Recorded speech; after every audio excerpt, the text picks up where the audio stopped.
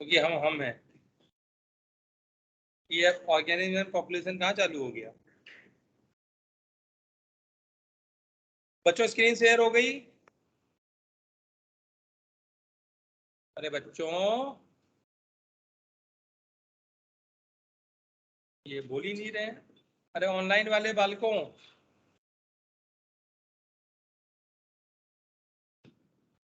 अरे स्क्रीन दिख रही है तुम लोगों को? Yes sir. ऑनलाइन हो तुम? यस सर की चाची। Yes sir.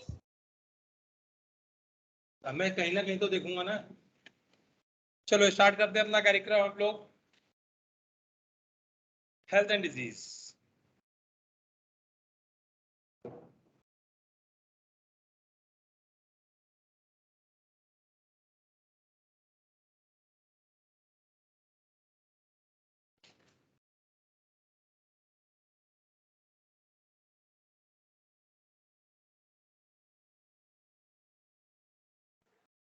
Good morning sir. Good morning बेटा, सुप्रभात।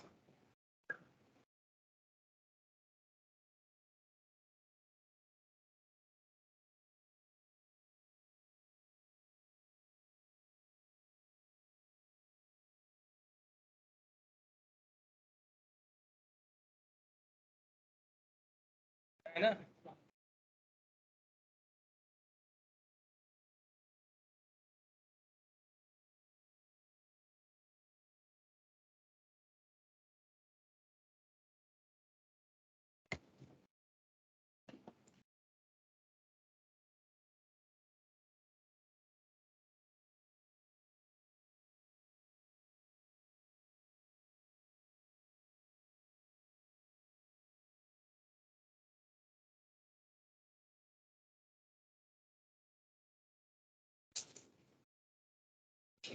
मानव रोग एवं स्वास्थ्य, ये है क्या बच्चों?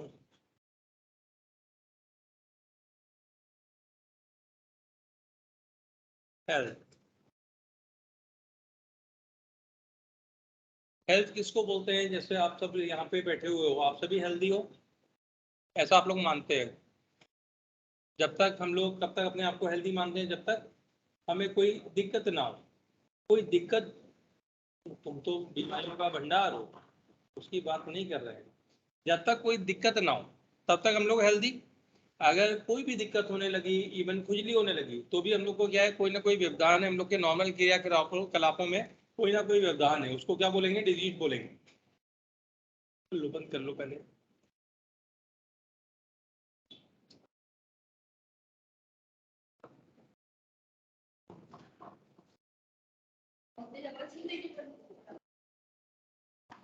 आप ये कुछ बंद कर को, वही तो कह रहे हैं, खाओ पियो कुछ।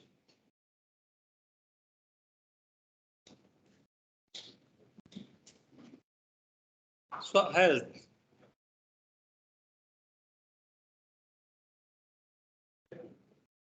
फिजिकल, मेंटल एंड सोशल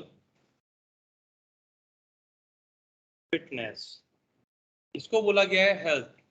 कि हम लोग कैसे होने चाहिए? शारीरिक रूप से हम लोग कैसे होने चाहिए? फिट होने चाहिए। मानसिक रूप से और सोशली हम लोग फिट होने चाहिए।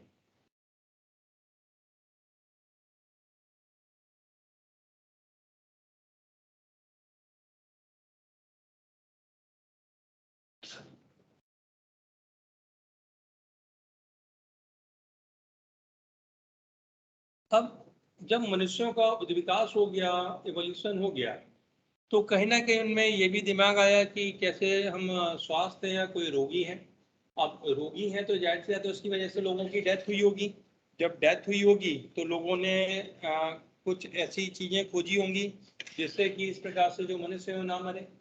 तो दैट इज जो वैद्य हैं, हकीम हैं, उनका कहीं ना कहीं इवोल्यूशन हुआ होगा। कुछ लोग ऐसे रहे होंगे जिनको जड़ी बूटी का ज्ञान होगा, जिनको कुछ मेडिसिन के बारे में पता है जिससे लोगों को ट्रीट किया जा सके या सही किया जा सके। तो वहीं से हम लोग की रोग की परिकल्पना आती है। जो स्वास्थ्य को अफेक्ट कर रहे हैं कारक, हम उनकी बात कर रहे हैं। तो यहाँ पे क्या है,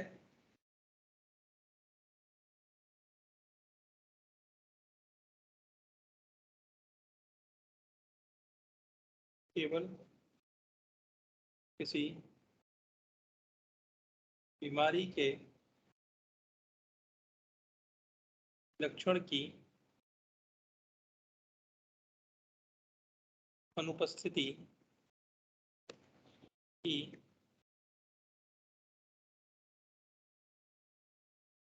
स्वस्थ अवस्था को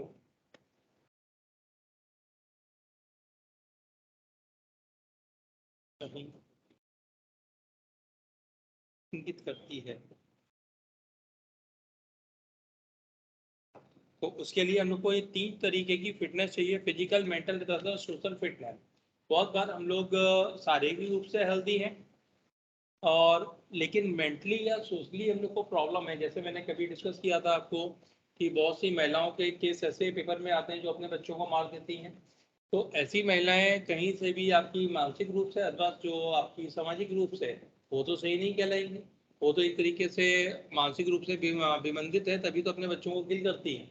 अभी रिसेंटली कल के पेपर में भी था और 2-3 दिन के पहले के पेपर में भी था। एक महिला ने अपने 3 बच्चों को फांसी लटका दिया, फिर खुद भी लटक गई। कल के पेपर में था उसने 3 बच्चों को पानी के टांके में डाल दिया, फिर खुद भी कूद गई। आपको नहीं जीना है, आपकी इच्छा। आपको दूसरे को मारने की किसी ने परमिशन तो नहीं दी। जो बच्चा बचेगा जाहिर सी बात है उसको कोई ना कोई केयर करेगा, कोई ना कोई रखेगा, भले उसका बाप रखे या कोई और रिश्तेदार रखे। तो ऐसे लोग तो मानसिक तथा सामाजिक रूप दोनों रूप से बेकार है। तो हेल्थ एक बहुत बड़ा टॉपिक है जिसको हम लोग एक नॉर्मल टॉपिक समझते हैं कि है हम लोग को ये कोई भी बीमारी नहीं है तो हम लोग हेल्दी हैं। हम लोग जितने यहाँ पे बैठे हुए हैं हम लोग को अलग अलग प्रकार की मानसिक बीमारियां होती हैं और मानसिक बीमारियों को हम लोग बीमारी की तरह मानते ही नहीं है। अधिकतर आप मानसिक बीमारियों में मतलब सिंपली आपसे कोई बोले आप पागल हो तो सभी को बुरा लगेगा अगर आप किसी चीज को मजाक में नहीं ले रहे हैं कि मैं क्यों पागल हूँ भाई। सिंपली आपने क्यों बोला मैं पागल हूँ।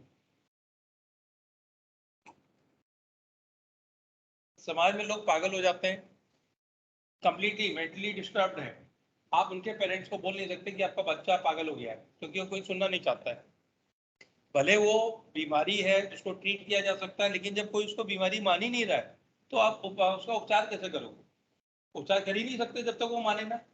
और वो मानेगा कैसे, जब वो पागल है तो मानेगा कैसे, तो मानने की भी संभावना नहीं है वहां पे। तो जाहिर सी बात है आपको ट्रीटमेंट ही करना पड़ेगा। तो प्रॉब्लम क्या है, जैसे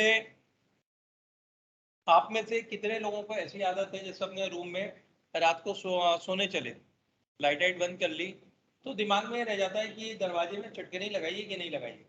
तो एक बार चेक कर लेते हैं लगाइए नहीं लगाई है। अच्छी से याद है कि हमने चटकनी बंद की थी, लेकिन स्टिल क्रॉस चेक करना पड़ेगा चटकनी लगाई है कि नहीं लगाई है। बहुत बार जैसे कहीं से घूम के आए तो ऐसा लगता है कि हाथ पांव गंदे हो गए हैं तो इनको धो लेते हैं।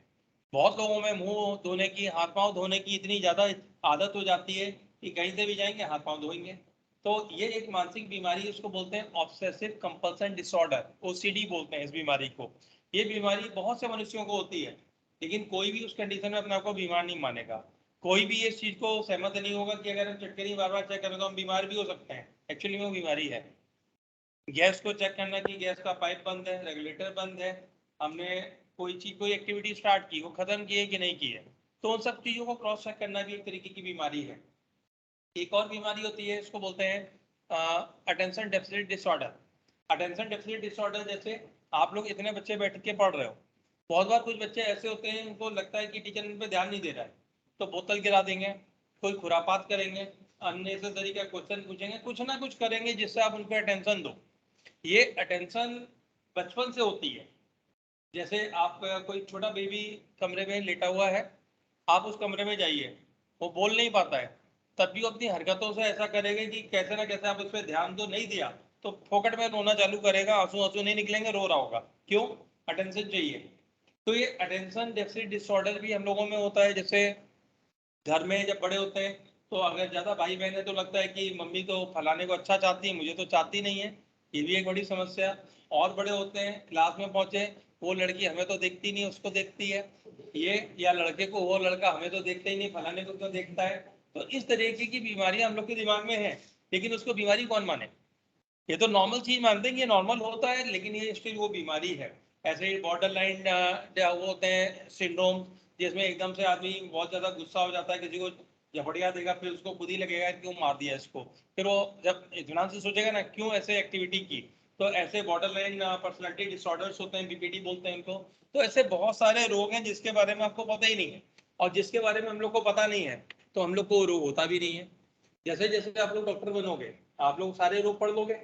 अब जब टीचर जो चीज पढ़ा रहा होगा तो बैठे रहोगे तो आपके दिमाग में आने लगेगा यार ये तो सिम्टम मेरे लिए भी है, यार मुझको ये हो तो नहीं गया। तो ये भी एक बीमारी की बड़ी जड़ है। जैसे आप बैठे हो, आप पढ़ लिख लिए, आपने कैंसर वैंसर पढ़ लिया, अब शरीर में कोई मस्सा हो गया, आपका दिमाग कहाँ जाएगा, कैंसर हो गया है। अब इसको जब तक उसको जज चेक नहीं कराएंगे तब तक उनके दिमाग से नहीं जाएगा कि मुझे कैंसर नहीं हो रखा है, उनको मान लेंगे कैंसर। और बाकी गांव देहात में लोग घूमते रहते हैं कैंसर लिए, उनको कोई फर्क नहीं पड़ता है कैंसर है कि नहीं, उनको पता ही नहीं हो कैंसर है। तो वही चीजें हैं कि हम लोग को जो चीजें ज्ञात होती जा रही हैं वही हम लोग को एक तरीके से रोग में हम लोग इनको मान रहे हैं। अब ये रोग का सबसे पहले जो कहाँ से प्रादुर्भाव हुआ या कहाँ से मानना सीखा, तो इसमें हम लोग आपको, मैं आपको जो भी पढ़ाऊंगा मैक्सिमम इसमें यूरोपियन लिटरेचर होगा, जो यूरोप की चीजें वो पढ़ाएंगे। तो उनके एक तो वो थे वैद हिप्पोक्रेट्स, कौन थे, हिप्पोक्रेट। उन्होंने एक बीमार के लिए परिभाषा दी कि ऐसा कोई भी मनुष्य जिसको ब्लैक बाइल होगा, काले पित्त की समस्या होगी, वो रोगी होगा। उन्होंने क्या बोला, हिप्पोक्रेट्स के अनुसार ऐसे व्यक्ति जिनमें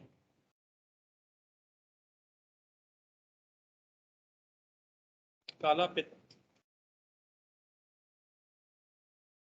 ब्लैक बाइल ज्यादा होता है, वह गर्म प्रवृत्ति, हॉट पर्सनालिटी, हॉट पर्सनालिटी वो नहीं तो आजकल के सेंस में यूज किया जाता है, बड़ा हॉट है, ये गर्म प्रवृत्ति है, गर्म प्रवृत्ति वाले माने जाते थे, यह माना जाता था कि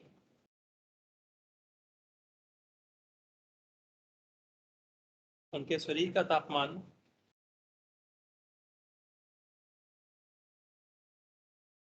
ज्यादा होगा, वह उनके बीमार पड़ने की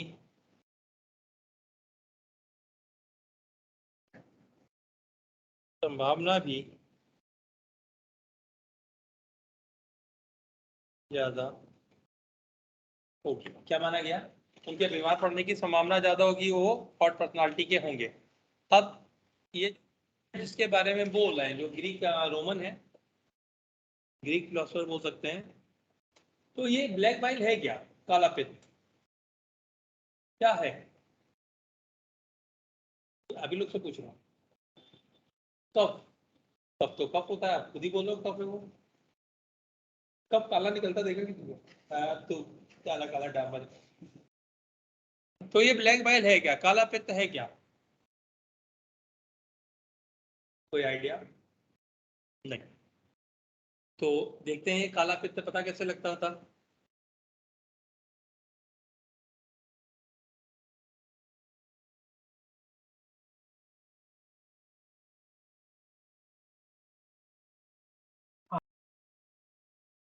एक टेस्ट ट्यूब ली, इसके अंदर जिस भी पर्सन का वो पता करना है पित्त, उसके ब्लड को लिया, यहाँ पे क्या लिया, ब्लड,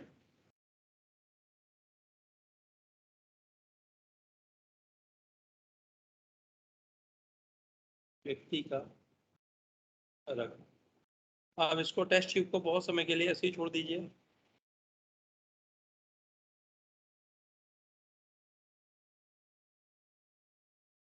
तो इसमें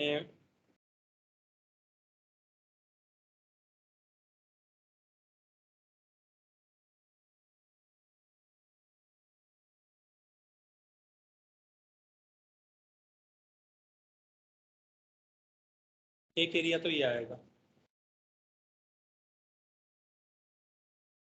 फिर एक रेड कलर के लिक्विड की लेयर होगी,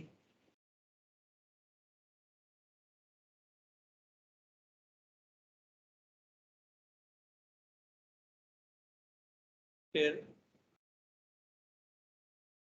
एक वाइट लेयर होगी, उसके ऊपर होगी येलो लेयर। अब इसका मायने क्या है? इसको बोलते हैं ब्लैक बाइल, अर्थात ब्लैक बाइल का बाइल से कोई ताल्लुकात नहीं है, वो रक्त है, जमा हुआ क्लॉटेड रक्त। इसके ऊपर का जो पोर्शन है ये, इसको बोला गया ब्लड। इसके ऊपर का ये वाइट पोर्शन एल्गम, और ये पोर्शन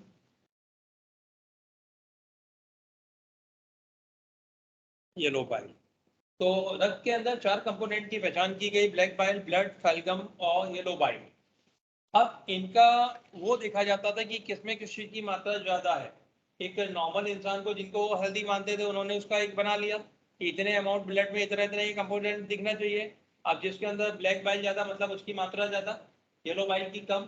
तो इसके माध्यम से वो क्या करते थे, वो डिजीज के बारे में प्रिडिक्शन करते थे, उसके बारे में बताते थे। तो इसके माध्यम से क्या हुआ, तो ये इसमें यूज किया हुआ है। इसमें रक्त, रक्त क्या है? द्रव, शरीर द्रव है। रक्त के विभिन्न भागों के माध्यम से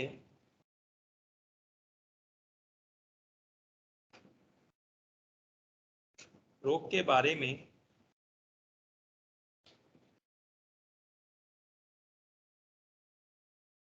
बताया जाता था, अतः इसे गुड ह्यूमर हाइपोथेसिस कहा जाता था। गुड ह्यूमर का मतलब जिसका द्रव्य अच्छा है, शरीर द्रव्य, वो हेल्दी होगा, वो बिल्कुल हष्ट पुष्ट होगा, तो इसको बोलते थे गुड ह्यूमर हाइपोथेसिस। आप ह्यूमर, ह्यूमर बोलते हैं द्रव को, ह्यूमर किसको बोलते हैं? द्रव। तो यहाँ पे द्रव को कंसीडर किया गया था, इसलिए इसको गुड ह्यूमर हाइपोथेसिस बोला गया। यहाँ तक पूरा क्लियर?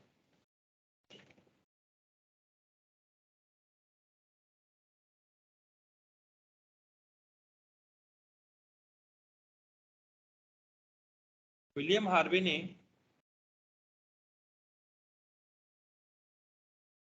रक्त संचरण की खोज की, वह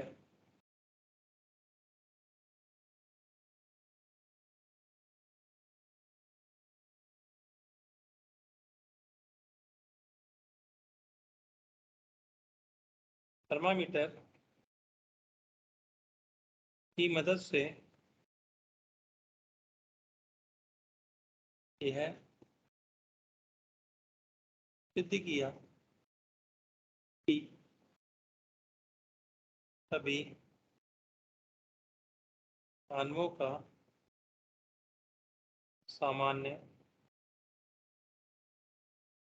रक्त तापमान 37 डिग्री सेंटीग्रेड होता है, भले ही वह ब्लैक बाइल वाला हो। तो इन्होंने जितने भी हेल्दी ह्यूमंस थे, जिनको बुखार वगैरह नहीं है, उनके शरीर का तापमान देखा, तो सबका 37 डिग्री सेंटीग्रेड, भले उसके अंदर ब्लैक बाइल था, येलो बाइल था, जो भी था, तापमान से। तो इसके कारण उन्होंने क्या किया, अतः गुड ह्यूमर हाइपोथेसिस को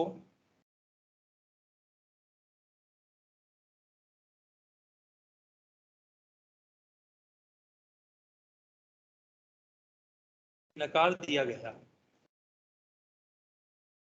तो यहाँ से किस चीज को एलिमिनेट कर दिया गया? गुड ह्यूमर हाइपोथेसिस को नहीं माना गया, लेकिन हम लोग ये बोलते हैं कि इनको माना नहीं गया।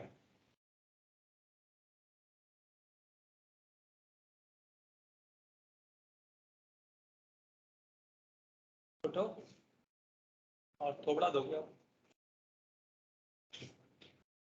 तो हम लोग ये मानते हैं कि गुड ह्यूमर हाइपोथेसिस को माना नहीं गया, लेकिन जैसे अभी भी बहुत सी जनता है जो आयुर्वेद में आयुर्वेदिक डॉक्टरों के पास जाती है, गवर्नमेंट बाकायदा आयुर्वेदिक की डिग्रीज हैं वो भी दे रही है, तो ये चीजें मानी जाएंगी और हमेशा मानी जाएंगी। इनके पीछे कोई ना कोई वैज्ञानिक कारण होता है।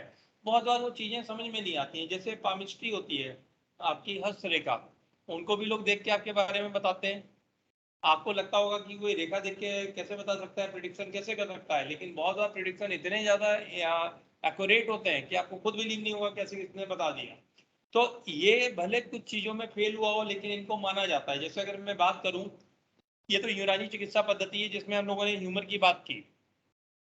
अगर आयुर्वेदिक चिकित्सा पद्धति की बात करें, आपने देखा होगा जो वैद्य है वो आपकी नाड़ी देखते हैं, तो नाड़ी में देख क्या रहे हैं एक्चुअली में, नाड़ी में क्या चीज देखी गई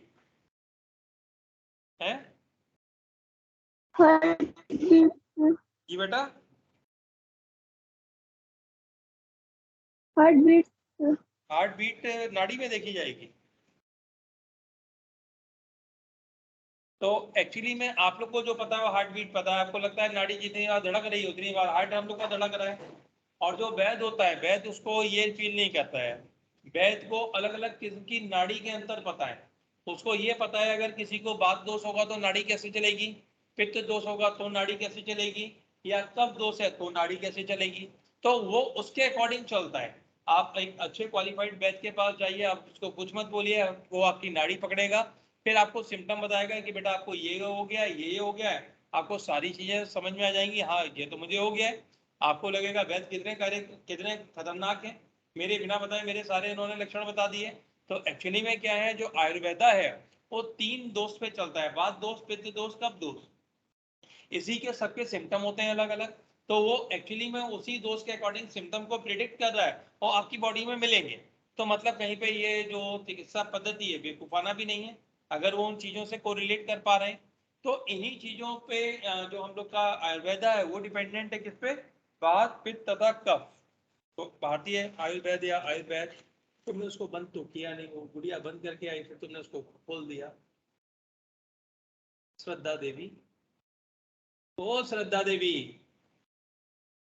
लड़की सुन्न हो गई क्या? बेटा बंद करा उसको, कब तक जाएगी वो भावना बेचारी। ओ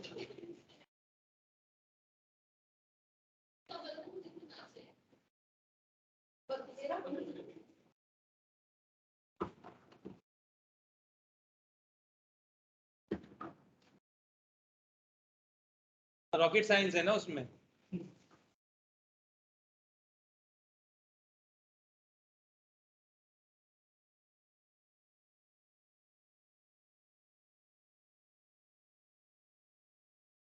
आयुर्वेद भी, लड़की पढ़ ले अब।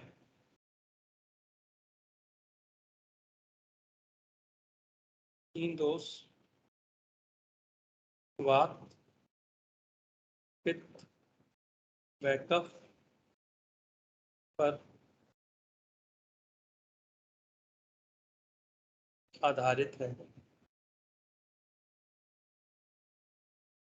तो ये तो आयुर्वेद हो गई। हम लोग होम्योपैथिक की बात करें, होम्योपैथी भी 3 ही चीजों पर आधारित है, सोरा, सिफिलिस, साइकोसिस। उसके अकॉर्डिंग किसी भी जो रोग के हम लोग की बॉडी में 3 मियाज होते हैं। क्या होते हैं? मियाज। इन 3 मियाज में एक सोरा है, एक सिफिलिस है, एक साइकोसिस है। और इन तीनों का ही डिस्टर्बेंस कुछ ना कुछ हम लोग को डिजीज करेगा। तो जैसे आयुर्वेद क्या मानता है, बात, पित्त, कफ, वो सोरा, सिफिलिस, साइकोसिस। इनसे ऊपर वाले 3 जो गुड ह्यूमर हाइपोथेसिस है, ब्लैक बाइल, येलो बाइल, उनकी बात कर रहे हैं कि इसका कंपोजिशन क्या है। तो कहीं ना कहीं तीनों चिकित्सा पद्धति एक जैसी चल रही है। फिर इसके पश्चात आता है एलोपैथिक, वो अलग चलता है पूरा। तो ये भी आयुर्वेद भी हो गया।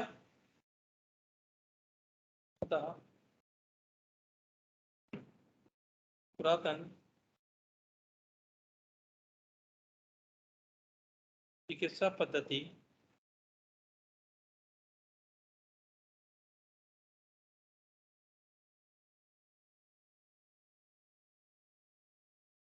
लगभग एक जैसे प्रकार से ही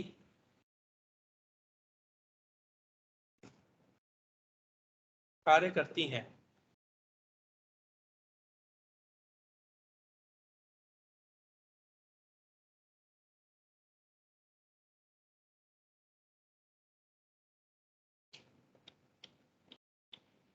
आधुनिक मान्यता के अनुसार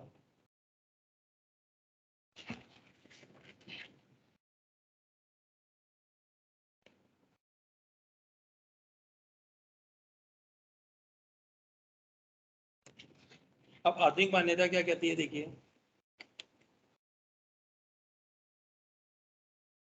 माइंड, मन, ये वो चीज है जो आप लोग को पता नहीं होता क्या है। क्या आपको पता है कि शरीर में मन कहाँ है?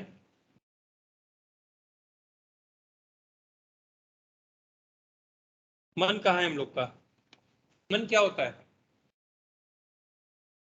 ये पहले भी डिस्कशन हुआ है। नहीं, मन हम लोग को नहीं पता कहाँ है, बट ये होता है कि मन अच्छा है, मन बुरा है, मन ऐसा है, मन वैसा है। जैसे भी आप लोग यहाँ बैठे हो, दिमाग से आपको बोर्ड दिख रहा है, आप मेरी बातों को सुन रहे हैं, लेकिन मन हो सकता है कहीं और लगा हो, मन और कहीं अपना खुरापात करता घूम रहा है। तो मन के बारे में कुछ पता ही नहीं है, मन है क्या, मन की एग्जैक्ट लोकेशन किसी को नहीं पता। जब हम लोग इसको माइंड लिखते हैं तो हम लोग को कंफ्यूजन क्या होता है कि हम लोग नर्वस सिस्टम की बात कर रहे हैं, तंत्र तंत्र की बात कर रहे हैं। माइंड एक्चुअली में वही होता है कि बड़ा माइंडेड है। माइंडेड है मतलब उसका ब्रेन तेज चलता है, लेकिन ये माइंड वो है ही नहीं, और मन अलग चीज है। तो मन कहाँ निवास करता है ये नहीं पता। ये बहुत सारे जो हम लोग के अलग अलग अनुभूतियां हैं उसको मिला के मन बनता होगा कहीं ना कहीं। क्यों ऐसा कहा जा रहा है, ये देखिए, हम लोग के शरीर में अब है क्या? नर्वस सिस्टम, इससे आप वाकिफ हैं। एंडोक्राइन सिस्टम, इससे भी आप लोग वाकिफ हैं, अर्थात फैमिलियर हैं, इससे आप लोग जानते हैं। अब ये दोनों सिस्टम अगर एक साथ लिखे गए हैं तो हम लोग ये बोल सकते हैं कि कंट्रोल एंड कोऑर्डिनेशन के एकमात्र सेंटर्स है। अब भाई कंट्रोल एंड कोऑर्डिनेशन दो तरीके का था, न्यूरल तथा केमिकल, दोनों यहाँ पे मौजूद है। अर्थात ये शरीर के अंग तंत्रों की जो क्रियाविधि है उसको नियंत्रित करेंगे। और एक्चुअली में इन दोनों को नियंत्रित कौन करेगा?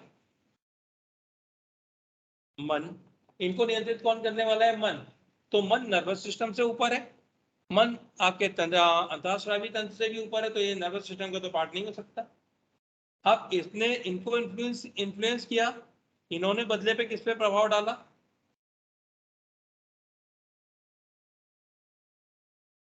इम्यून सिस्टम पे प्रभाव डाला।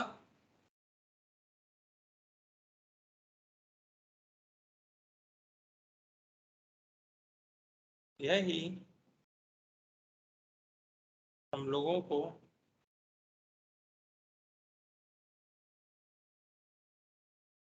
स्वस्थ रखता है,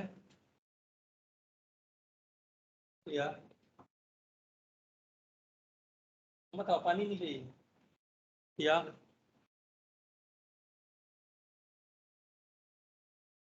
इसकी कमी से ही हम लोग बीमार या रोगी हो सकते हैं। आपने टेलीविजन में बहुत बार देखा होगा, डॉक्टर्स किसी पेशेंट का इलाज कर रहे हैं, और इलाज कर रहे हैं तो पेरेंट्स पूछते हैं, जो उसके घर वाले हैं पूछ रहे हैं कि ये सही क्यों नहीं हो रहा है। तो डॉक्टर क्या बोलते हैं कि हम तो अपनी तरफ से पूरी कोशिश कर रहे हैं, लेकिन इस रोगी ने जीने की इच्छा छोड़ दी है। ये इसकी शरीर इसको शरीर वो नहीं कर रहा है, सपोर्ट नहीं कर रहा है, या बॉडी रिस्पॉन्ड नहीं कर रही है। बॉडी रिस्पॉन्ड नहीं कर रही है, मायने क्या हुआ कि आप लोग अपने मन से बैठ जाए कि हम बीमार हैं। आप सुबह से लेकर शाम तक 2 4 5 दिन तक ये सोचो कि हम बीमार हैं, बिल्कुल होपलेस होके बैठ जाओ। आप 5वें 6ठे दिन आप बीमार पड़ जाओगे। और आप कितने ही बीमार हो, आप अंदर से पॉजिटिव एटीट्यूड रखो, नहीं हमें कुछ नहीं हुआ है, हम हर चीज को झगड़ कर निकल जाएंगे, हर चीज से हम संघर्ष करके विजेता बन के निकलेंगे। तो जितना ज्यादा आपका माइंड स्ट्रांग, उतना ज्यादा नर्वस सिस्टम और एंडोक्राइन सिस्टम स्ट्रांग। अगर वो स्ट्रांग है तो इम्यून सिस्टम भी क्या होगा? स्ट्रांग होगा। वो आपको रोग से लड़ने की क्षमता प्रदान कर देगा। बॉडी खुद ही रोग से लड़ देती है। ये क्लियर? तो एक बहुत बड़ा योगदान है आपके मन का नर्वस सिस्टम तथा एंडोक्राइन सिस्टम के माध्यम से, इम्यून सिस्टम से, जिससे हम लोग रोगी बनते हैं या हम लोग स्वस्थ रहते हैं। ये कॉन्सेप्ट क्लियर?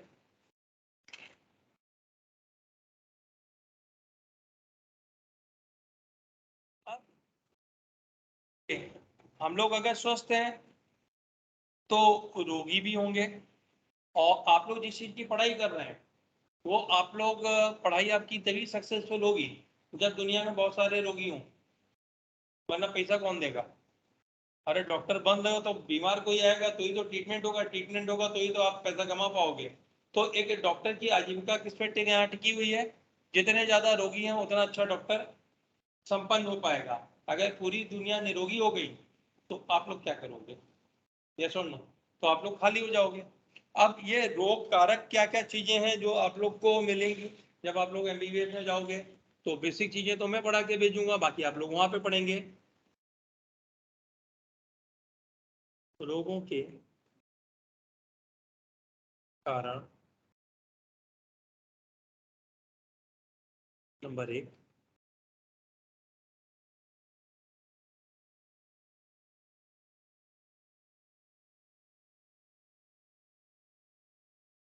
कंजेनाइटल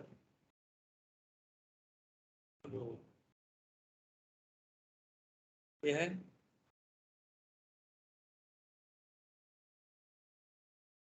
आनुवांशिक विकार या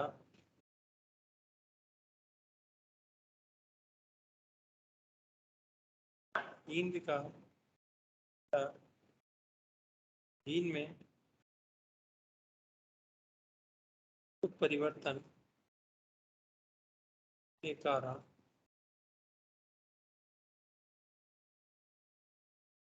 आ जाते हैं। आनुवंशिक विकार जैसे सिंड्रोमिक कंडीशन है, डाउन सिंड्रोम हो गया, क्लिन-फेंटर हो गया, टर्नर सिंड्रोम हो गया, तो सिंड्रोमिक कंडीशन हो गई। या जैसे सिकल सेल एनीमिया हो गई, म्यूटेशन के कारण जीन चेंज हो गया, जीन विकार है वो। तो ऐसे बहुत सारे विकार आपको जेनेटिक्स में पढ़ने को मिले होंगे, थैलेसीमिया, सिकल सेल एनीमिया, ये कलर ब्लाइंडनेस, ये सारी चीजें किसमें है? आनुवंशिक विकार में है, जन्मजात रोगों में है। तो बहुत से इंसान इसी के संग पैदा होते हैं तो वो जाहिर सी आते हैं उसमें जीवन काल में नहीं मिले। फिर सेकंड आते हैं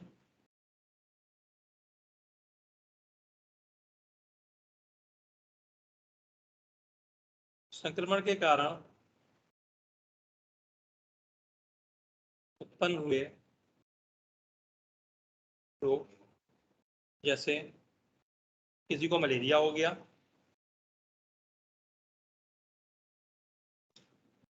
डेंगू हो गया, कोरोना हो गया आदि। टीबी वगैरह वो इन्फेक्शन से मिले, एक्वायर्ड हैं, जीवन काल में हम लोगों ने अर्जित किए हैं। और थर्ड रोग की कैटेगरी में आते हैं ऐसे रोग जो दिनचर्या या जीवन पद्धति के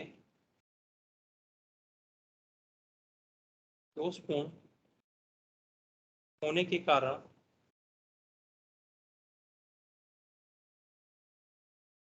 उत्पन्न होते हैं। अब इसमें कैसे रोग हैं जो दिनचर्या जीवन पद्धति के दोषपूर्ण होने के कारण उत्पन्न होते हैं? अब नॉर्मली जो हम लोग का खान पान था, अगर हम लोग एज ए एनिमल नेचर देखें, जब जंतु के रूप में हम लोग का विकास हुआ तो हम लोग को ये घी, तेल, मिर्च, मसाले तो नहीं खाने की आदत होगी। भाई एनिमल था, हंटिंग करता था, किसी को मार के खा गया, कच्चा खा लिया। ना तो उसको भून के खा रहा है, आग का जब उद्भव हो गया तब तो भूनना सीख लिया। फिर जीभ के चक्कर में उसने मिर्च मसालों का उपयोग सीख लिया, अलग अलग तरीके के अनाज उगाना सीख लिया, उनको यूज करना सीख लिया। मोटे अनाज छोड़ के किस पे शिफ्ट हो गया? गेहूं के या मैदा पे। तो ऐसे अनाज हम लोग के बॉडी के लिए बने ही नहीं, वो बॉडी में कहीं ना कहीं क्या करेंगे? दिक्कत करेंगे और हम लोग रोगी हो जाएंगे। बहुत बार जो हम लोग की नॉर्मल एक्टिविटीज हैं वो उतनी ज्यादा नहीं होती हैं जितनी होनी चाहिए। अगर हम लोग एक पशु की बात करें तो हर काम के लिए क्या करता है? इधर उधर भागता दौड़ता है। हम लोग की भाग दौड़ खत्म, हम लोग कोई भी एक्सरसाइज नहीं करते हैं। हम लोग में इंक्लूडिंग मी एंड आप दोनों ही, मैं नहीं करता हूँ क्योंकि मैं हूँ ऐसा। आप लोग नहीं करते हैं, आपके समय आप तब भी नहीं करते हैं। आपको लगता है कि इतना समय मिला है तो सो लें या पढ़ लें। भाई दो ही ऑप्शन आपके होते हैं, जल्दी उठेंगे तो पढ़ लेते हैं, और अगर देर से उठने की आदत है तो ज़्यादा सो लेते हैं। बट कभी भी ऐसा नहीं होता है कि आप जल्दी जगे हो कि चलो एक्सरसाइज करेंगे। और एक से एक बुरी हालत आपकी हो रखी है, आपको लगता नहीं होगा कि बुरी हालत है, इन फ्यूचर बुरी होगी, हम लोग जैसी होगी। क्योंकि आपकी एज में हम लोग भी ऐसे ही थे, हमें लगता था हमारी जितनी एक्टिविटी है सफिशिएंट है, हम हेल्दी रहेंगे। तो ये चीजें हम लोग को अनहेल्दी बना देती हैं। अगर हम लोग कम्प्लीटली व्यायाम नहीं कर रहे हैं या हम लोग को योगा वगैरह नहीं कर रहे हैं, अपनी खाने पाने की आदत नहीं सुधारी, तो हम लोग बीमार पड़ेंगे। या हम लोग को सफाई नहीं पसंद है, जैसे आप लोग बहुत से होते हैं गंदे रहते हैं और गंदे तरीके से खाना खाते हैं। यस और नो? आप में से कोई ऐसा है जो खान पान पे अच्छे से नियंत्रण रखता हो, हमेशा साफ खाता हो? कोई नहीं है। हम लोग साफ होते हैं, हमने सैनिटाइजर यूज कर लिया, हाथ धो लिया, हाथ धो के खाना खाया, बट एक्चुअली में जिससे खाना लिया वो तो गंदा है। हम गए मार्केट में, खड़े हुए, भैया वो चाय दे देना और कचौड़ी दे देना, उसने पसीना पहुंचा था थोड़ी देर पहले, उसी हाथ से उसने उठा के आपको कचौड़ी दी है। धूल मिट्टी से सने हाथ, पसीने से सने हाथ, हम तो उसको हेल्दी माने क्योंकि हमारे हाथ धुले हुए हैं। हमने ये थोड़ा देखा जिससे लिए उसके हाथ कैसे धुले हुए हैं। हम अपने टिफिन के अंदर चम्मच रख के ले आते हैं, टिफिन रख के ले आते हैं, वो चम्मच हमारे लिए हेल्दी है, लेकिन आपके बैग के अंदर कितने बैक्टीरिया, दुनिया भर के बैक्टीरिया वो तो उसके ऊपर है, और उसी से आपने खाना खाया। आप मार्केट में चाय पीते हैं, जो उसने डिस्पोजेबल कप दिया आपके लिए वो सिंगल टाइम यूज है, लेकिन जहाँ उसने टांग रखा है तो धूल मिट्टी चल रही है, उसके ऊपर तो धूल थी, अंदर भी धूल थी, और हम लोगों ने खा लिया। तो हम लोग अपनी दिमाग कितना भी लगा ले, लेकिन हम लोग लगातार कॉन्टेमिनेटेड चीजें खाते हैं। मैथ में जाते हैं तो जो रोटी देने वाला आ रहा है वो दुनिया भर के पसीने में भीगा हुआ है, रोटी सेकने वाला पसीने में भीगा खड़ा है, सब्जी परसने वाला, अचार देने वाला, ये जो सलाद देने वाला, गोलगप्पे खाने जाते हैं उसके हाथ, वो पानी में भिगो के जब देता है। तो ये सारी चीजें हम लोग कंट्रोल नहीं कर सकते, लेकिन हम लोग यूज करते हैं। यस और नो? तो ये सारा दिनचर्या जीवन पद्धति से संबंधित है हम लोग का, इससे भी हम लोग का रोग मिलेंगे। जो व्यायाम,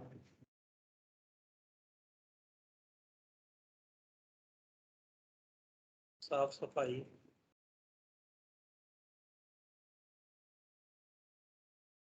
और संतुलित आहार आदि की अनुपस्थिति भी हम लोगों को रोगी बना सकती है। तो ये जीवन पद्धति से रिलेटेड आपके कुछ ड्रॉबैक्स हैं जो हम लोग को अनहेल्दी बनाते हैं या हम लोग को रोगी बना देते हैं। तो आप में से कोई व्यायाम करता है क्या? क्या? Yes sir. हाँ बेटा, क्या करती हो व्यायाम में? तुम करती हो? व्यायाम का नाम तो नहीं पता, बस इनहेल और एक्सहेल करते हैं। ओके, जो भी करते हो, अगर आपको लगता है कि व्यायाम करते हो तो वेल एंड गुड, और उसको अच्छे से करिए। सूर्य नमस्कार है, या कहीं पे कोई व्यायाम कंपलसरी भी है जो करना ही करना हो? सर शाम को कंपलसरी कोचिंग से रूम पर आते हैं दौड़ते। आपके धार्मिक रीति रिवाज में कंपलसरी व्यायाम थे, क्योंकि ये पूर्वज हम लोग के जानते थे कि इंसान निकम्मा है और वो करेगा नहीं, तो उन्होंने बहुत से विधि विधान ऐसे स्थापित किए कि जिससे आपका खुद ब खुद व्यायाम हो जाए। जैसे अगर मैं इस्लाम की बात करूं तो 5 वक्त की नमाज अदा की जाती है। उस नमाज को अदा करते समय जितनी बॉडी के पोस्चर बनते हैं वो अपने आप में बॉडी को दुरुस्त रखने के लिए काफ़ी है। अगर आप 5 टाइम अच्छे से परफेक्टली नमाज अदा कर रहे हैं तो आपके दिन के व्यायाम आपके हो जाते हैं। वहीं अगर मैं हिंदू धर्म की बात करूं तो सुबह अर्ली मॉर्निंग में उन्होंने दिया कि पूजा पाठ करिए, जल ला के चढ़ाइए, नहाना धोना करिए, मंदिर की साफ सफाई करिए, तो बॉडी में उतनी एक्टिविटी आ जाती है जिसमें आप हेल्दी रह पाओ। तो लेकिन हम लोगों ने धीरे धीरे ना तो धर्म को मानते हैं ना हम व्यायाम को मानते हैं, पड़े रहते हैं हम लोग घड़ियाल की तरह अपने बिस्तरों पे। तो ये धर्म से जब विमुख होंगे, धर्म है क्या? धर्म आपको हेल्दी रखने के लिए है। धार्मिक रूप से ऐसी बहुत सारी चीजों का मनाही कर दी जाती है कि आप फलानी चीज नहीं खाएंगे। जैसे अगर जैनियों की बात करें तो जैनी लोग जमीन के अंदर उगा हुआ कुछ भी नहीं खाते हैं, लहसुन प्याज आलू अरबी ये शकरकंद वगैरह कुछ भी नहीं खाते हैं। तो ऐसा नहीं था कि इनको खाने के पीछे और कोई कारण था, ना खाने के पीछे एक कारण ये था कि मिट्टी के अंदर जो उगने वाली चीजें हैं उसमें परजीवी का संक्रमण होगा, क्योंकि लोग पॉटी वगैरह बाहर जाते तो परजीवी से संक्रमित है। अगर उसको अगर आपने सही से नहीं खाया, दूध आगे नहीं खाया, तो आप बीमार पड़ेंगे। तो उन्होंने उसको वर्जित कर दिया कि ऊपर वाली चीज खाओ, उतना काफी है। या जैसे जो लहसुन प्याज है उसको मना किया गया क्योंकि उनको तामसिक फूड माना जाता है। ऐसा माना जाता है कि प्रवृत्ति को वो गर्म कर देंगे, आपका जो स्वभाव है वो गर्म स्वभाव के हो जाएंगे। वहीं इस्लाम में ऐसे किसी भी चीज को खाने की मनाही है जो गंदे जानवर होते हैं, जैसे पिग, पिग को तो सुनना भी अलाउ नहीं है, खाने की तो बात ही दूर। या ऐसा कोई भी बर्ड खानी अलाउ नहीं है जो अपने पंजे से किसी शिकार को दबा के मार के खाती हो। तो ऐसी कोई भी चिड़िया खाना जो वहाँ पे दैट इज इस्लाम है वहाँ पे उसकी मनाही है। हिंदुओं में जो वैष्णव संप्रदाय है वो भी प्याज लहसुन नहीं खाता है। तो ये चीजों की वर्जित क्यों किया गया, जिससे हम लोग रोगों से दूर रह पाए। अब वो हर एक को तो ये समझा नहीं सकते थे कि भैया ये काम करोगे तो रोग नहीं होगा, रोग नहीं होगा तो इंसान नहीं मानता, तो उन्होंने धार्मिक कर्म कांड में उसको यूज कर दिया। तो धर्म की बाध्यता के कारण हम लोग उसको यूज नहीं करते हैं, यस और नो। और इस तरीके से हम लोग को धर्म जितना बचा पाता है वो बचा लेता है। तो धर्म की संकल्पना समझ में आ रही है कि जगह जगह चीजों को मना क्यों करते हैं। तो एक तो ये हो गया हम लोग का योग, व्यायाम, साफ सफाई, संतुलित आहार। इसकी बड़ी प्रॉब्लम होती है, जैसे आप लोग हॉस्टल में रहते हैं तो आपको संतुलित आहार नहीं मिलता है। ऐसा होता है कि नहीं, हॉस्टल में जो खाना मिल रहा है संतुलित आहार है कि नहीं है। हॉस्टल वाला कौन कौन है, 1 2 3 3.5। तो तुम हॉस्टल में नहीं रहती, ओके, खाना अच्छा मिलता है। तो प्रॉब्लम प्रॉब्लम दिमाग में होती है, प्रॉब्लम खाने में नहीं है, प्रॉब्लम दिमाग में है और आपकी जीभ में है। आखिर शरीर को क्या चाहिए, शरीर को carbohydrate, protein, lipid that is fat, vitamin, minerals, पानी। ये 6 चीजें हम लोगों ने डाइजेशन में पढ़ी थी। तो आप जिस भी मैस में खाओ वो कूड़े से कूड़ा बना है। रोटी और चावल देगा दैट इज कार्बोहाइड्रेट दे रहा है, दाल कंपल्सरीली देते हैं दैट इज वो प्रोटीन दे रहे हैं। वो तेल में छुट्टी होगी, जितना घर में आपके यूज होता है उससे ज्यादा ही हमारे यूज करते हैं, तेल भी है। हरी सब्जी होगी होगी उसमें से विटामिन कोई छीन नहीं लेगा, मिनरल कोई निकाल नहीं लेगा। आपको मैथ का खाना क्यों नहीं पसंद है, क्योंकि आपकी जीभ को पसंद नहीं है, और जीभ को न्यूट्रिएंट से मतलब नहीं है, उसको स्वाद से मतलब है। अर्थात अगर इतने इस एरिया को क्रॉस करा दो खाने को, तो खाना तो आपका परफेक्ट बैलेंस्ड है, उसके अंदर तो सारी चीजें हैं, लेकिन वो हलक से नीचे चला जाए। क्योंकि अमाशय और छोटी आंत मतलब की चीजें निकाल के शरीर को दे देंगे, अमीनो भी देगी, ग्लूकोज भी देगी, फ्रक्टोज भी देगी, वो सब निकाल के दे देगी। लेकिन परेशान किससे हम लोग, जीभ से। तो अब आप लोग बताओ हॉस्टल का खाना अच्छा है बुरा है। वो कोई कमी तो नहीं कर रहा है, अच्छा बुरा हम लोग जीभ के अकॉर्डिंग सोच रहे हैं कि स्वाद नहीं आया। एक्चुअली में स्वाद किस में आ रहा है, जो चीजें जला रही है। मैंने बताया था मिर्च में कोई स्वाद नहीं होता है, मिर्च में क्या है, जलने का एहसास है। लेकिन मुंह में आग ना लगे तो भी मजा नहीं आ रहा है कि इसमें तो मिर्च नहीं है यार, मजा ही नहीं आया, जले ही नहीं हम। तो ये सारी चीजों से पार पा दो तो सारे खाने हेल्दी हैं। क्योंकि अगर आप अभी पार नहीं पाओगे, जब आप डॉक्टर बन जाओगे तो खुद ब खुद उबली चीजें खाने लगोगे। सब्जियां उबालोगे, सब्जियां भी निकाल के फेंक दी जाएगी, उसके सूप को पियोगे, उसमें मिर्च मसाले भी यूज नहीं करोगे, हल्सर डाल ली, काली मिर्च डाल ली, उतना सफिशिएंट। क्यों, क्योंकि हेल्दी रहना है, उस समय सोइयों बीमारी लग चुकी होंगी। तो बेहतर है कि स्वाद ना तलाशो, खाने के अंदर क्या तलाशो, न्यूट्रिएंट। आपको जो भी खाना मिले आप ये दिमाग में बैठा लो कि अगर मैं हॉस्टल वाले को 2,500 दे रहे हैं तो 3,000 का खाना खाएंगे, रोटी भरपेट खाएंगे, दाल 2-3 कटोरी ऐसे ही सुड़क के पी जाएंगे, भले स्वाद हो ना हो पेट के अंदर डाल दो। फिर जब मुंह का स्वाद खराब हो गया तो बाहर सौंफ और चीनी रखी होगी, उसको फाँक लीजिए, मुंह का स्वाद सही। या चॉकलेट 5 रुपए की लेके खा लीजिए, आपका स्वाद परफेक्ट और पेट को भी न्यूट्रिएंट सारे भरपूर मात्रा में मिल गए। अब तो खाना सही हो जाएगा, नहीं होगा, दिमाग खराब है ना। मैंने कहा ना, 2 चीजें खवा रहे हैं, दिमाग और जीभ। ऑयल, आपका ऑयल का नेचर होता है वो ऊपर फ्लोट करता है, आप उसको हटा सकते हैं चम्मच से। ऑयल प्रॉपरली इमल्सिफाइड नहीं हो तो आप ऐसे घोड़ो घोड़ो कर लीजिए तो पी जाइए ऑयल को निकाल के, वो आपकी इच्छा है। ठीक है, दाल के अंदर तो ऑयल नहीं तैरता होगा, प्रोटीन कहाँ खाते हैं आप लोग, प्रोटीन खाते होते ऐसी हालत थोड़ा होती, दिमाग नहीं चलता आप लोग का प्रोटीन की कमी से। तो चलिए खैर इसको आगे चलते हैं। अब ये हम लोग के रोग के कारण हो गए।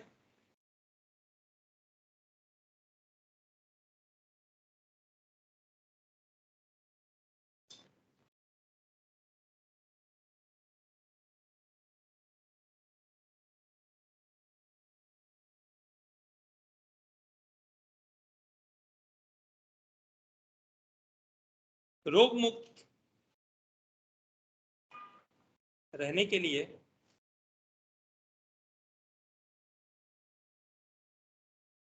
व्यक्तिगत तथा सामाजिक साफ सफाई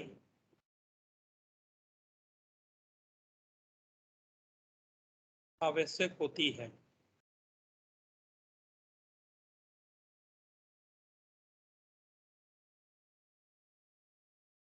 व्यक्तिगत सफाई का तात्पर्य ये है कि आप अपने आप को खुद साफ रखिए, नहाइए धोइए, अपने हाथ पांव साफ रखिए, नेल काटते रहिए, उनके अंदर मैल नहीं जमने दीजिए, क्योंकि वहाँ पे बैक्टीरिया वायरस पनपेंगे, वही आपके शरीर में वापस चले जाएंगे। फिर सामाजिक जो ये होती है रख रखाव या सफाई, ये क्या बोलती है, आपने अपने रूम को झाड़ा वगैरह कूड़ा करकट लेके आपने मोहल्ले में ऐसे ही फेंक दिया, तो जाहिर जाते वहाँ पे कोई बीमारी पनपेगी, वो भी मक्खी द्वारा आपके घर में ही आनी है। तो जितना अच्छा आप अपने सराउंडिंग को रख पाएंगे, अपने घर को रख पाएंगे, उतना ही आप लोग ज्यादा हेल्दी रहेंगे। ये क्लियर? ये सारी चीजें वो है जो एनसीईआरटी की हैं, जिसको मुझे पढ़ाना पड़ता है। वहीं पे मैं आपको वो भी बताऊंगा कि बहुत ज्यादा सफाई आपको रोगी बना देती है। ये क्यों? जैसे कोरोना का सबसे ज्यादा खतरनाक संक्रमण कहाँ हुआ? इटली में। आपने सुना होगा इटली, फ्रांस और ये जो पश्चिमी देश है, वो काफी ज्यादा लोग मरे, साफ सफाई बहुत ज्यादा थी, तो उनको बीमारियों से लड़ने की आदत ही नहीं थी। तो नॉर्मल बीमारी भी होनी चाहिए, इनकाउंटर होना चाहिए, शरीर के कांटेक्ट में पैथोजन आना चाहिए। वो इम्यूनिटी में सिखाऊंगा कि अगर शरीर के संपर्क में पैथोजन नहीं आ रहा है तो हम लोग उससे लड़ने की क्षमता खो देंगे, और उससे लड़ने की क्षमता खो दी तो जैसे ही कोई रोग कारक रोगाणु आएगा वो हम लोग को क्या करेगा, डिस्ट्रॉय करेगा। आप लोग देखिए, जो ज्यादा अमीर लोग होते हैं उनके बच्चे ज्यादा नाजुक होते हैं। वहीं अगर हम लोग अपने आप को ही कंपेयर करें, सड़क पे जो लोग रह रहे हैं, जो ये सड़क बनाते हैं या गड्ढे खोद रहे हैं, जो गरीब लोग हैं, उनके बच्चे वहीं जमीन में या झोपड़ी में सो रहे होंगे, मिट्टी में लथपथ। वहीं वो खाना खाएंगे, एक हाथ मिट्टी में सना है, दूसरे से रोटी चल रही है। हम लोग तो ऐसा इमेजिन भी नहीं करते। अब उनके लगातार जब रोगाणु शरीर में जा रहे हैं तो शरीर उससे लड़ने की क्षमता भी सीख रहे हैं, तो वो ऐसी एडवर्स कंडीशन में रहना सीखता है।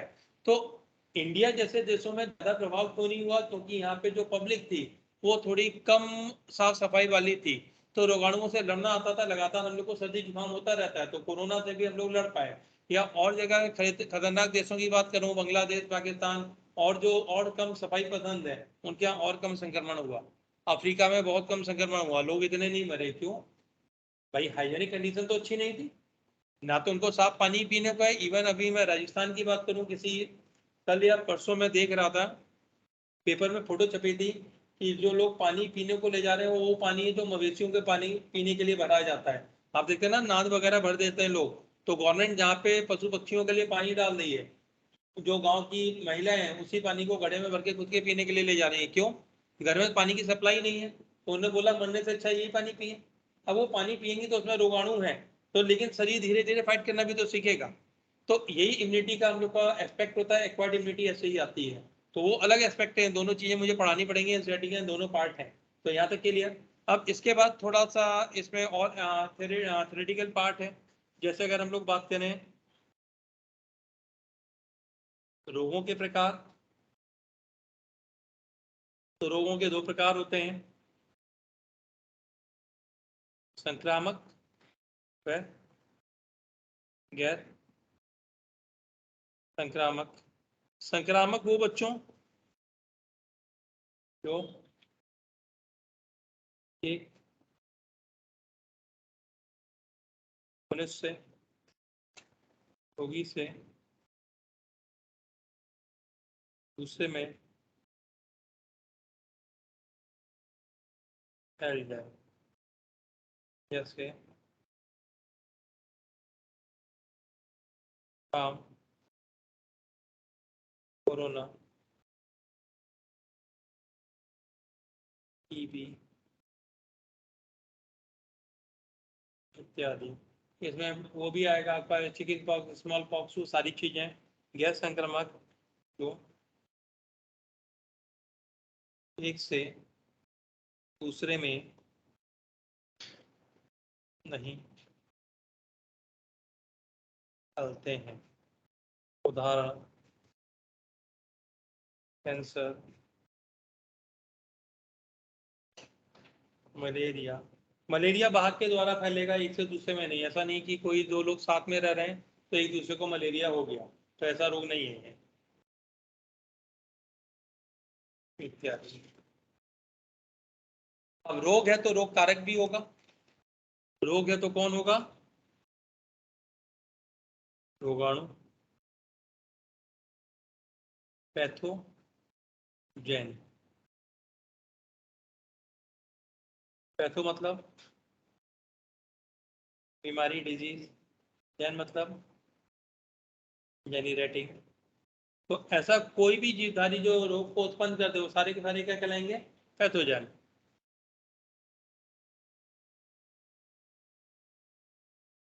कोई भी जीवधारी जो रोग को उत्पन्न करने की क्षमता रखता है वह रोगाणु कहलाता है।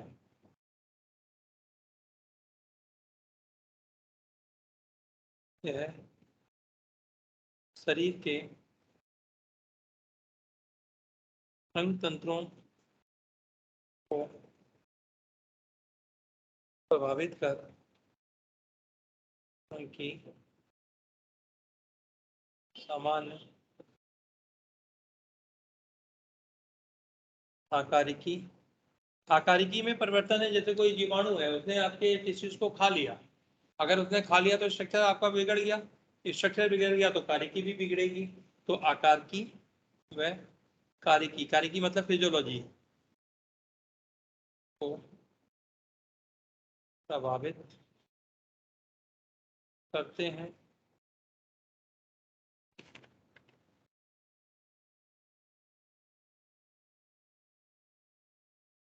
अतः शरीर में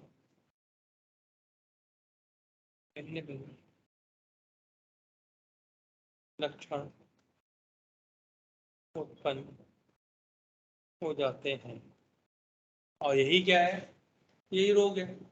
तो रोगाणु जब शरीर में जाएगा तो किसी ना किसी ऑर्गन सिस्टम की फिजियोलॉजी को और एनाटॉमी को डिस्टर्ब करेगा, जिसकी वजह से उसकी जो फंक्शनिंग है वो अल्टर्ड हो गई। उसी के कारण हम लोग को कोई ना कोई सिम्टम प्रोड्यूस हुआ। जैसे आपने कुछ खाया और उसमें कोई ऐसा वायरस पहुंच गया जो आपकी आंतों को प्रभावित करे, आंतों को प्रभावित करेगा तो पाचन तंत्र हम लोग का क्या होगा? कोलैप्स होगा, खाना पचना बंद हो जाएगा, तो लूज मोशन हो जाएंगे, वॉमिटिंग वगैरह स्टार्ट हो जाएगी।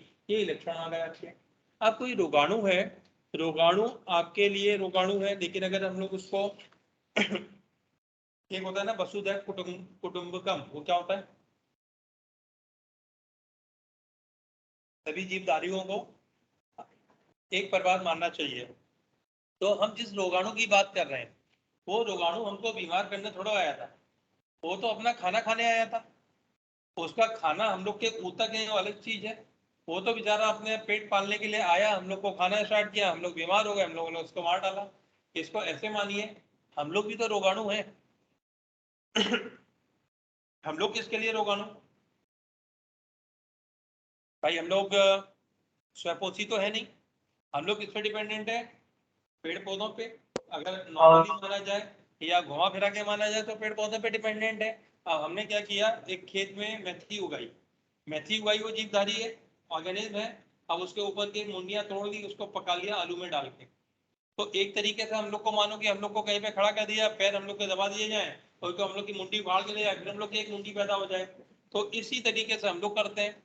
तो हम लोग भी क्या कर रहे हैं, हम जीव हत्या तो कर ही रहे हैं। अब जीव हत्या नॉर्मली क्या मान लिया जाता है कि नॉर्मली हम लोग उस जीव को जीव मानते हैं जो रोए चिल्लाए, जिसके आंसू निकले, मरते पे कराए। और हम उस किसी को जीव नहीं मानते हैं जिसके मरने पे चोट ना लगे, जिसको हमें लगता है कि चोट नहीं लगी, एक्चुअली में लगी है। हम अगर किसी पौधे के ऊपरी भाग को तोड़ के खा जा रहे हैं तो हम तो चोट पहुंचा रहे हैं। और उसने अपने प्रजनन के लिए अपने छोटे छोटे बच्चे पैदा किए, सीड, बच्चे ही तो हैं, सीड से कल को नया पौधा बनेगा। और हम लोगों ने उसके पीस को आटा बना के उसकी चपाती बना के खा गए। तो हम लोगों ने भी तो जीव हत्या की है कि नहीं की है? तो नॉर्मली हम लोग शाकाहारी मांसाहारी में परिवर्तित जरूर हुए, लेकिन शाकाहारी वो माने गए जो ऐसी लोगों की हत्या करते हैं जो रोते चिल्लाते नहीं है। अब मांसाहारी उनको मान लिया गया जो ऐसे लोगों की हत्या करेंगे जो रोएगा चिल्लाएगा, और एक्चुअली में दोनों ही उतने बड़े पापी हैं। अब ये चीज सत्य महसूस होती है कि नहीं? भाई दही खाते हैं, लैक्टोबैसिलस है, उनकी पूरी की पूरी प्रजाति खा गए, पूरी कॉलोनी उड़ेल ली, और वो व्रत में खा रहे हैं कि अच्छी चीज है, व्रत में खा सकते हैं। तो दूध व्रत में पी सकते हैं, वो तो उसमें तो गाय के जो सेल है उसके अवशेष हैं। किसी गाय ने दूध क्या हम लोग के लिए बनाया? उसकी इच्छा से पूछो, उसने तो अपने बछड़े के लिए, अपने बच्चे के लिए पैदा किया, हम तो छीन झपट के खा गए। और उसके बाद हम लोग क्या बोलते हैं, ये तो पूजा पाठ में यूज होने वाली सामग्रियां हैं, देवता को चढ़ाएंगे। तो ये छोड़िए, धर्म अधर्म छोड़ते हैं, अब हम वापस आते हैं रोगाणु पे। तो अब जैसे इंसान ने जीना सीखा है सृष्टि में अनुकूलन, तो किसी भी रोगाणु को अनुकूलित होना पड़ेगा शरीर में रोग उत्पन्न करने के लिए। सपोज करिए उसका डेस्टिनेशन है उसको छोटी आंत के टिश्यूज खाने, तो उसको बेचारे को गुजरना कहाँ कहाँ से है?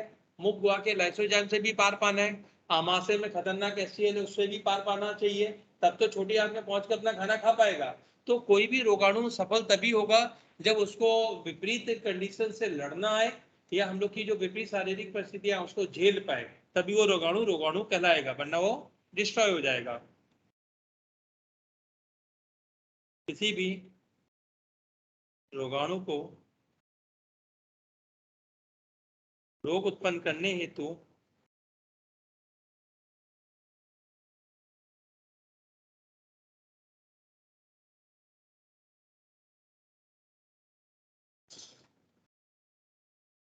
मनुष्य, यहाँ पे मनुष्य या होस्ट लिख दीजिए, कोई भी हो सकता है, जानवर भी हो सकते हैं, मनुष्य में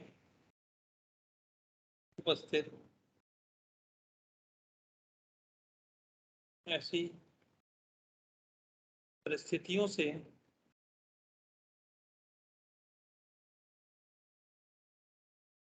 सामना करना आना चाहिए जो उसके लिए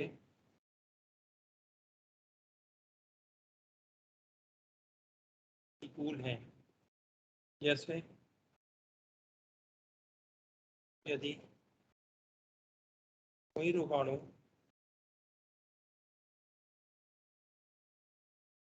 छोटी आंत्र को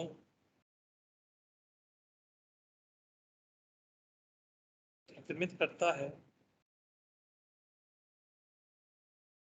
तो उसे आमाशय के एचसीएल से खुद को बचाना आना चाहिए, अन्यथा वह छोटी आंत्र तक नहीं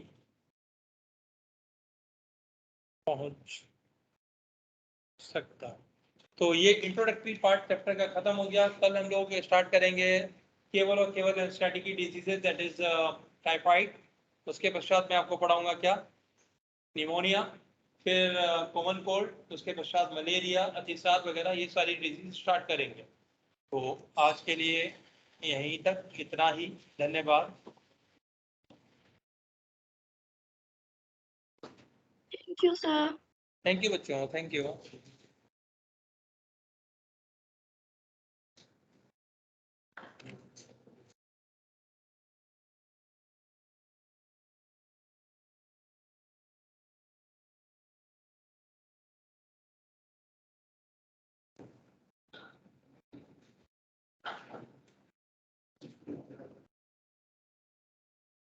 सुबह के नोट्स मैंने भेज दिए थे।